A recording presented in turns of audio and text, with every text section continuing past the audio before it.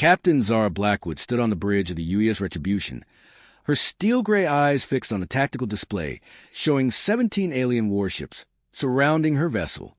The crimson warning lights bathed her angular face in an ominous glow as she watched the Korvaxi fleet positioning themselves for what they clearly believed would be an easy victory. "Captain," her tactical officer, Lieutenant Marcus Chun, called out with barely concealed excitement. "They're powering up their weapons. All 17 ships are targeting our position." Zara's lips curved into a predatory smile that would have made a shark nervous. "Good. Let them come closer. I want to see the look on their ugly faces when they realize what they've walked into." The Korvaxi had been terrorizing the outer colony for months, believing human space to be undefended. They had made one crucial mistake, however. They had never bothered to ask why no other species dared to enter human territory. Today, Admiral Thexvar and his fleet were about to learn that lesson the hard way. "Ma'am," Communications Officer Sarah Martinez interrupted. "We're receiving a transmission from the lead vessel." "Put it through," Zara commanded, settling back into her captain's chair with the casual confidence of someone who held all the cards. The main screen flickered to life, revealing the grotesque visage of Admiral Thexvar. His reptilian features were twisted into what passed for a sneer among his species, for yellow eyes gleaming with malicious intent. Rows of razor-sharp teeth were visible as he spoke in his guttural language, which a universal translator rendered into perfect English. "Human vessel, you are surrounded and outgunned. Surrender immediately, and we may allow some of your crew to live as slaves." Zara burst into genuine laughter, the sound echoing through the bridge. Her crew joined in, creating a chorus of mirth that clearly confused the alien admiral. "Oh, that's rich. Did you hear that, Marcus? They want us to surrender." "I heard it, Captain. Should I tell them about the Murphy's Law Protocol?" "Not yet," Zara replied, wiping a tear from her eye. "I want to savor this moment. Admiral Uglyface, let me ask you something. In all your research about humans, did anyone ever mention why other species avoid our space like it's contaminated with radiation?" Thexvar's confusion was evident even across species barriers. "Your primitive civilization poses no threat to the mighty Korvaxi Empire. We have conquered 100 worlds." "100 worlds," Zara repeated mockingly. "How impressive. And how many of those worlds fought back with the fury of a species that considers warfare an art form?" Before the Admiral could respond, Zara cut the transmission and turned to her crew. "All right, people, it's showtime. Activate the Ghost Protocol." Lieutenant Chen's fingers danced across his console. "Ghost Protocol activated. Captain, stealth fields are online, phantom signatures are broadcasting, and the decoy drones are launching." On the tactical display, what had been one human ship suddenly became 50. The decoys were perfect replicas, indistinguishable from the real thing on any scanner Korvaxi possessed. But that was just the beginning. "Sarah, open a channel to fleet," Zara ordered. "Channel open, ma'am. This is Captain Blackwood to all Retribution Pack vessels. The wolves are hungry and it's feeding time. Execute pattern Chaos 7. Let's show these lizards why humans earned the nickname Deathworlders." The space around the Korvaxi fleet suddenly erupted into bedlam. What had appeared to be empty void moments before now swarmed with human vessels decloaking from every direction. The Retribution hadn't been alone. It had been bait. 12 human ships materialized from their stealth fields, each one bristling with weapons that the Korvaxi had never seen before. Admiral Thexvar's panicked voice crackled through the comm system. "Impossible. Our sensors showed only one vessel." "Surprise!" Zara called out cheerfully. "Let me introduce you to human ingenuity, you scale-covered moron. We've been watching you slaughter innocent colonists for months, and frankly, we're pissed off about it." The human ships moved with a coordination that bordered on telepathic. They wove between the Korvaxi vessels like dancers performing a deadly ballet, their weapons firing with surgical precision. But these weren't ordinary energy weapons. The humans had developed something far more terrifying. "Captain," Marcus reported with grim satisfaction, "the molecular dissolution cannons are fully charged." "Fire when ready," Zara commanded, her voice dropping to a dangerous whisper. Show them what happens when you mess with our people. The first Korvaxi ship simply ceased. One moment it was there, a massive dreadnought bristling with armor and weapons. The next it was expanding cloud of component atoms. The crew hadn't even had time to scream. What sorcery is this? Thexvar demanded, his voice cracking with terror. Not sorcery, you ignorant reptile, Zara replied sweetly. Science. We call them molecular dissolution cannons. They break the atomic bonds, holding your ship together. Very clean, very efficient, and absolutely terrifying to watch. 3 more Korvaxi ships vanished in rapid succession, their molecular structures unraveling like cheap sweaters. The remaining vessels began firing desperately, their energy beams splashing harmlessly against the humans' adaptive shields. Return fire, Zara ordered calmly. But don't destroy them all. I want some of them to escape and spread the word. Lieutenant Commander Jake Rodriguez, the ship's weapons officer, couldn't suppress his grin. Aye, Captain. Selective targeting engaged. I'll make sure a few of the ugly bastards make it home to tell their bedtime stories. The human weapons were a symphony of destruction, quantum torpedoes that existed in multiple dimensions simultaneously, making them impossible to intercept. Gravity bombs that created localized black holes, crushing entire sections of enemy ships, and the dreaded Hellfire missiles, which burned through armor, using contained plasma that reached temperatures found only in the cores of stars. But perhaps the most terrifying weapon in the human arsenal was their tactical creativity. As the battle raged, the Korvaxi began to notice something disturbing. The humans weren't just trying to win. They were playing with their prey like cats with mice. Captain, Sarah called out, we're receiving multiple surrender requests from the enemy fleet. Ignore them, Zara replied coldly. They didn't accept surrender from the colonists on Haven 7. Turnabout is fair play. The tide of battle was so one-sided it could barely be called combat. The Korvaxi fleet, which had seemed so imposing minutes before, was being systematically dismantled by an enemy that fought with combined fury of righteous anger and scientific superiority. Ma'am, Marcus announced, 8 enemy vessels have been destroyed. 6 are heavily damaged and attempting to flee. The remaining 3 are dead in space.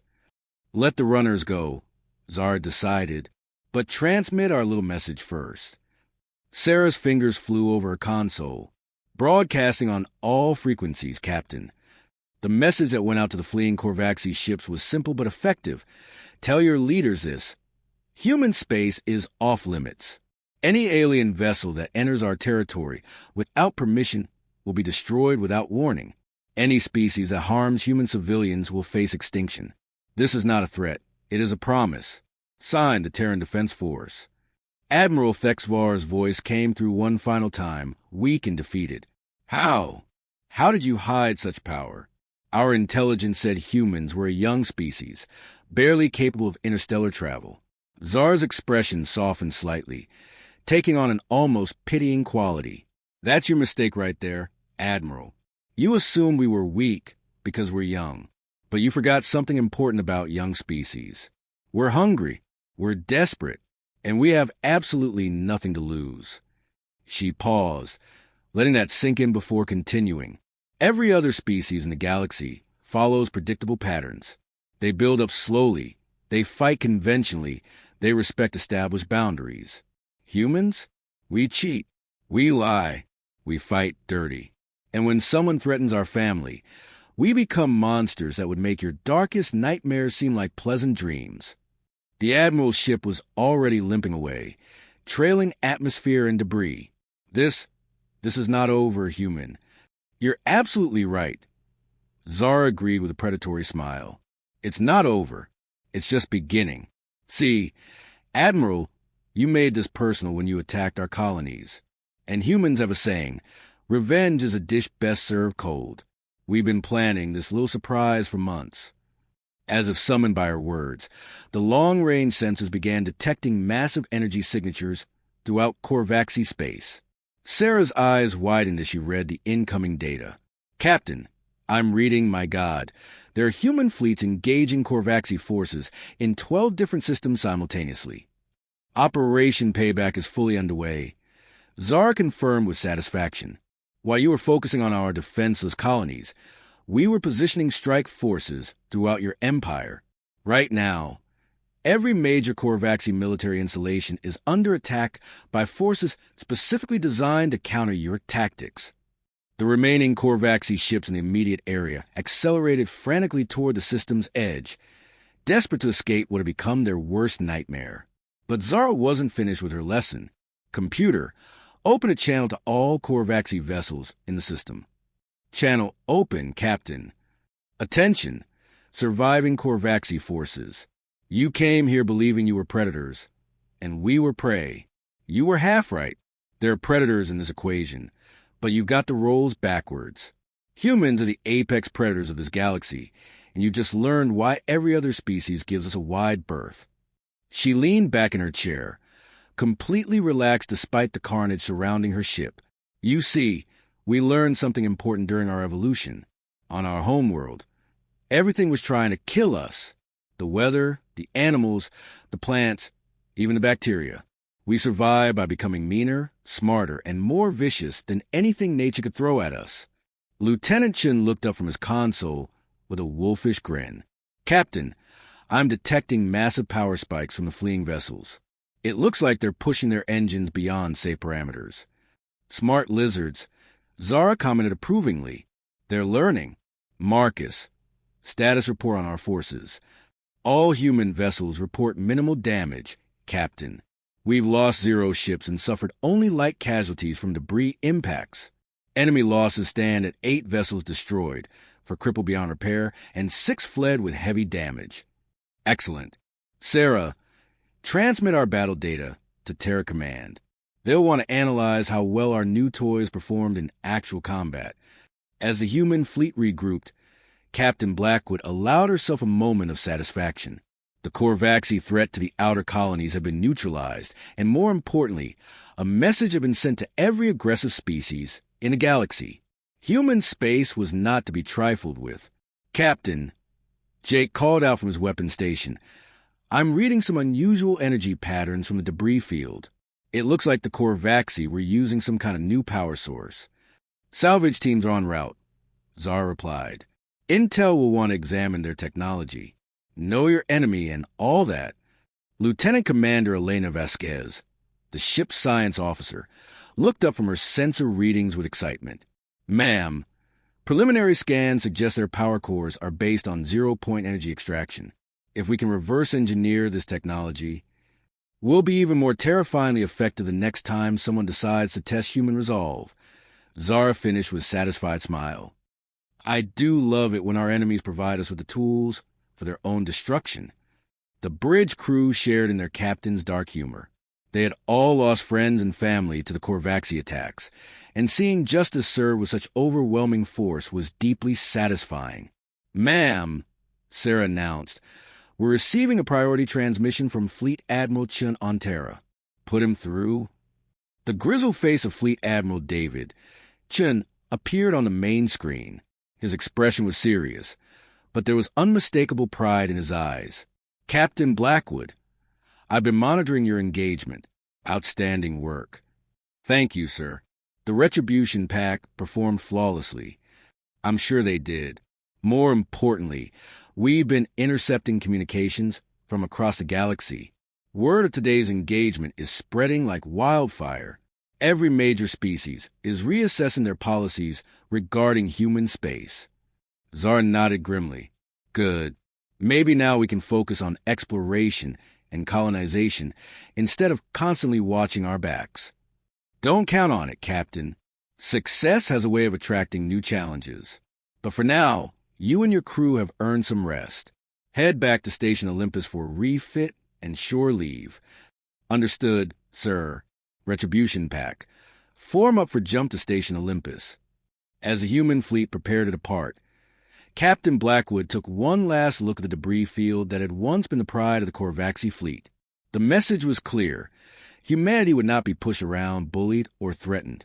Any species that attempted to do so would face the full fury of a race that clawed its way to the top of the food chain through sheer bloody-minded determination. Ma'am, Marcus spoke quietly. Sensors are clear. No additional threats detected. Good. Jake, secure all weapon systems. Sarah, transmit our final report to Fleet Command. Elena, make sure all our combat data is properly archived. As the crew went about their post-battle duties, Zara reflected on the broader implications of their victory. The Korvaxi Empire would think twice before threatening human interests again, but more importantly, other potential aggressors would take note. The galaxy was learning that humanity was not to be underestimated. Captain, Elena called out, I'm detecting some interesting quantum signatures in the debris field. It appears the Korvaxi were experimenting with dimensional phase technology. Bag it and tag it, Zara ordered. R&D will want to take a look at that. The salvage operation proceeded smoothly, with human crews recovering valuable technology and intelligence from the destroyed vessels. Each piece of alien tech would be studied, understood, and ultimately integrated into humanity's growing arsenal of weapons and defenses. Jump coordinates locked in, Captain. The navigation officer reported. Initiate jump sequence. Take us home, people. The human fleet vanished into hyperspace, leaving behind only debris and a legend that would spread throughout the galaxy. The story of the Korvaxi defeat will be told in 100 languages on 1,000 worlds, always with the same moral. Never underestimate the humans. Back on the Korvaxi homeworld, Admiral Thexvar faced the Supreme Council with the bitter taste of defeat in his mouth. His report would change everything the Korvaxi thought they knew about humanity. They knew we were coming, he explained to the assembled leaders. They were ready for us. More than ready, they were eager. They fought like demons, but with the precision of scientists. It was unlike anything we have ever encountered. The Supreme Chancellor, an ancient Korvaxi whose scales had long since turned white with age, leaned forward with interest. You speak of them as if they enjoyed the battle. They did, Thexvar replied with certainty. Their captain was laughing as she ordered our destruction, not the laugh of madness, but of genuine amusement, as if our deaths were entertainment to her. The council chamber fell silent as the implications sank in. They had encountered a species that not only possessed superior technology, but actually enjoyed using it against their enemies. What do you recommend, Admiral? The Chancellor asked quietly. Immediate cessation of all operations in human space. Thexvar replied without hesitation. We designate their territory as forbidden to all Korvaxi vessels, and we pray to the ancient gods that they are satisfied with the lesson they taught us today. The Chancellor nodded slowly. It shall be done. Send word to all Korvaxi fleets. Human space is to be avoided at all costs. Any captain who violates this order will answer to me personally. Meanwhile, aboard the UES Retribution, Captain Zara Blackwood was enjoying a quiet dinner with her senior staff.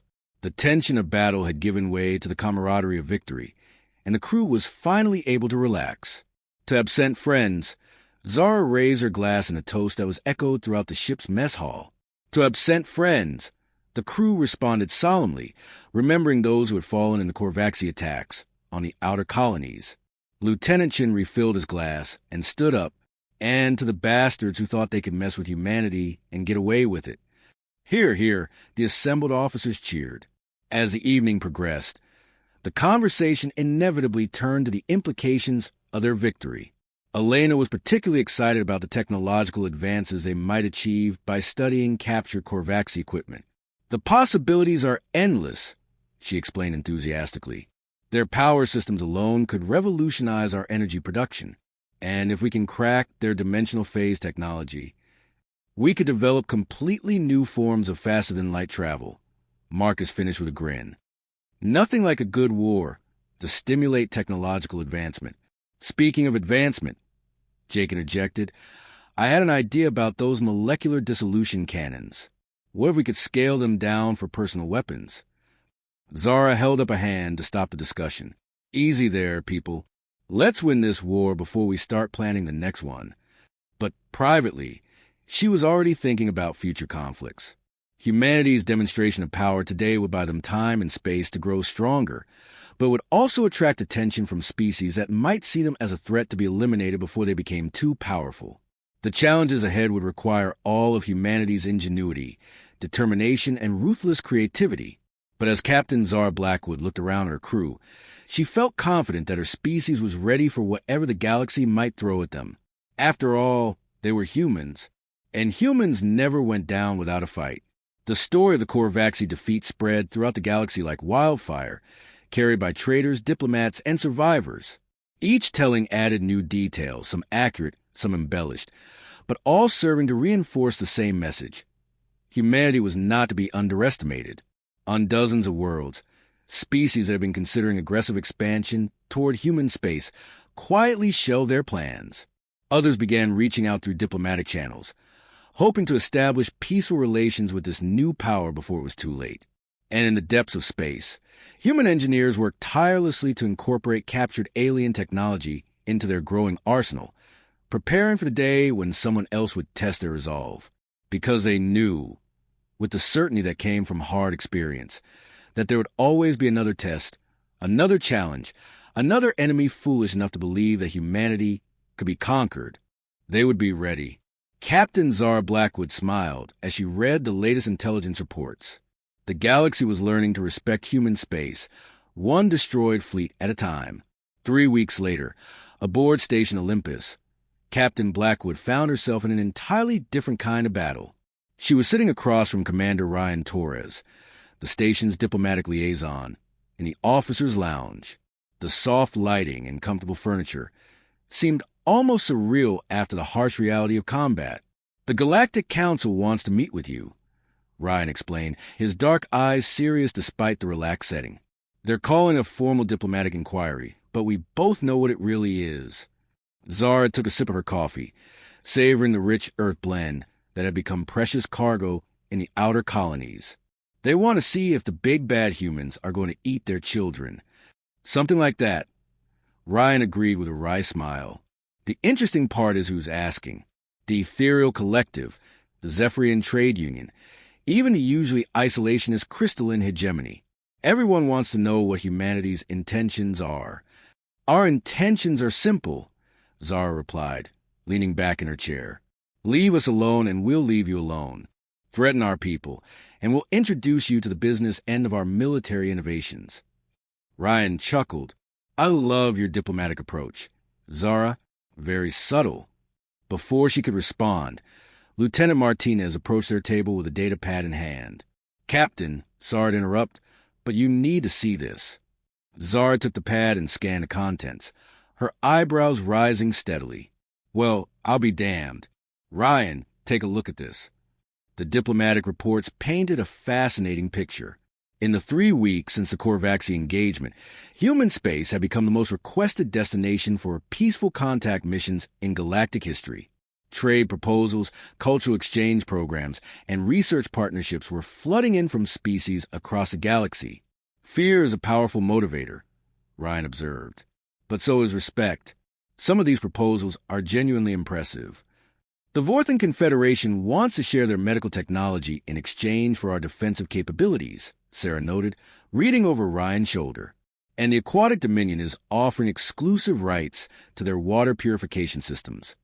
Zara's expression grew thoughtful. "What about the species that might pose a real threat? The ones smart enough not to attack us directly?" Ryan's face darkened. "That's where it gets interesting. Intelligence suggests the Shadow Consortium has been quietly recruiting mercenary forces from at least 6 different species. They're calling it a preemptive peacekeeping force." "Peacekeeping?" Zara snorted. "Right. How big is this force they're assembling?" Conservative estimates put it at over 300 ships, with crews drawn from species specifically chosen for their resistance to human psychological warfare tactics. Sarah whistled low. "That's a serious threat.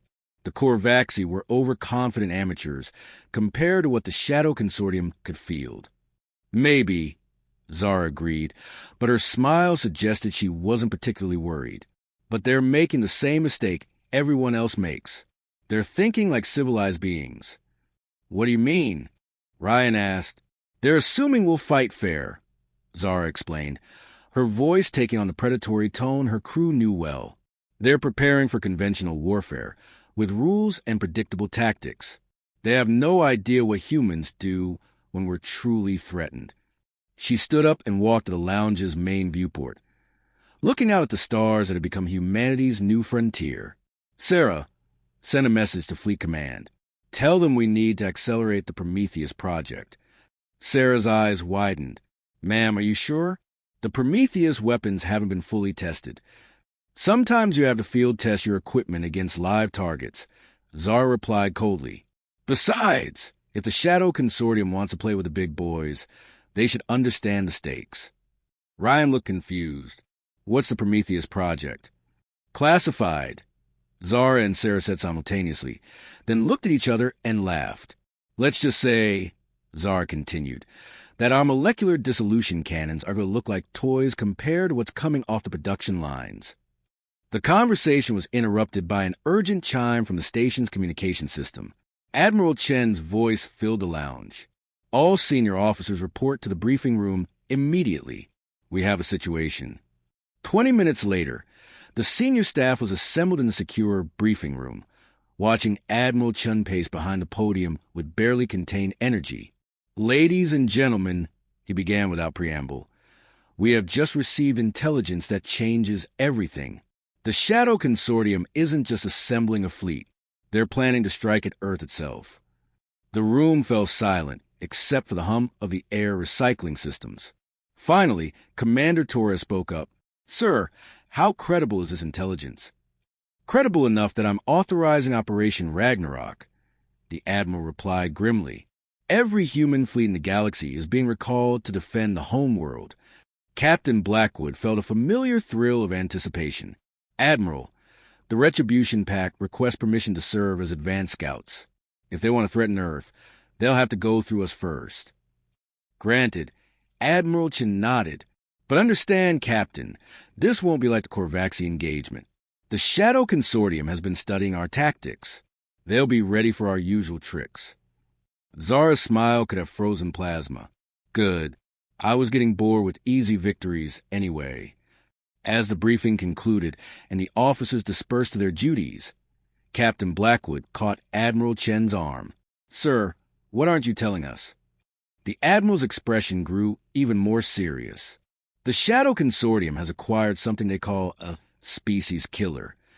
Our best intelligence suggests it's a weapon capable of targeting specific genetic markers. A genocide weapon, Zara breathed. Exactly. They're not just planning to defeat humanity. They want to erase us from existence. Captain Blackwood's expression went cold as deep space. Then they've made their last mistake. Because now it's not just about defending our territory. It's about survival. The final battle for humanity's place in the galaxy was about to begin, and Captain Zara Blackwood intended to make sure the Shadow Consortium learned the same lesson as the Korvaxi. Never underestimate the species that considers warfare an art form,